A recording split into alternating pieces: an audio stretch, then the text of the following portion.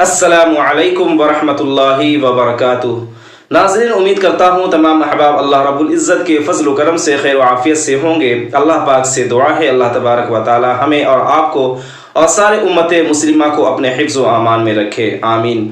ناظرین، جیسا کہ آپ کو معلوم ہے کہ ہندوستان کے اندر کیسے کیسے حالات مسلمانوں کے اوپر آئے ہیں اور آ رہے ہیں، لیکن الحمدللہ مسلمان بڑے صبر تحمل کے ساتھ اس مصیبت کا اور پریشانیوں کا اور آزمائشوں کو سامنا کر رہا ہے۔ اللہ تبارک و تعالیٰ سارے امت مسلمہ کو اپنے حفظ و امان میں رکھے۔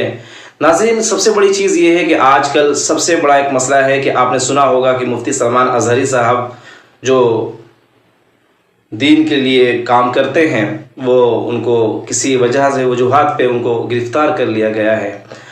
سارے امت مسلمہ اس وقت فکر مند ہے۔ کوئی دیکھیے، مسلک کا کوئی مسئلہ نہیں ہے، مسلک جو ہے یہ ہمارے گھر کا مسئلہ ہے، لیکن جب مسلمان کے اوپر آفت آتے ہیں تو یہ ہم لوگ کو اتحاد کے ساتھ مل کر اس کا سامنا کرنا چاہیے۔ ہمارے مساجدوں کو ہم سے چھینا جا رہا ہے، مدرسوں کو توڑا جا رہا ہے، اسی طریقے سے نہ جانے کیسے کیسے ظلم زیادتی مسلمانوں کے ساتھ کیے جا رہے ہیں، بلڈوزر چلایا جا رہا ہے، ظلم زیادتی کی انتہا ہو رہی ہے۔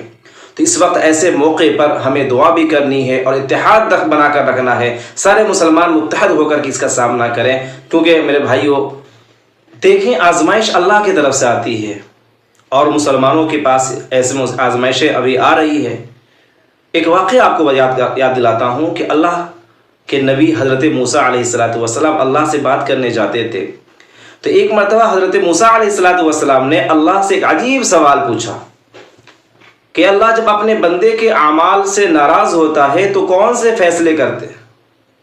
تو اللہ تبارک و تعالیٰ نے حضرت موسیٰ کو جواب میں فرمایا کہ موسیٰ، میں جب اللہ کے بندے سے جب میں ناراض ہوتا ہوں تو 3 فیصلے کرتا ہوں۔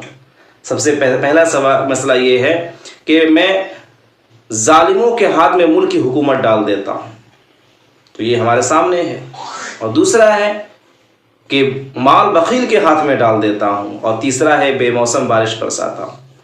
تو یہ میرے بھائی بزرگ اللہ تبارک و تعالیٰ کے ناراضگی کا ایک سبب بھی ہے کہ اگر آج ہم آزمائشوں میں ہیں یا ہمارے اوپر ظالم بادشاہ مسلط اللہ نے کر دیا ہے، تو یہ وجہ یہ ہے کہ ہمارے اعمال خراب ہیں۔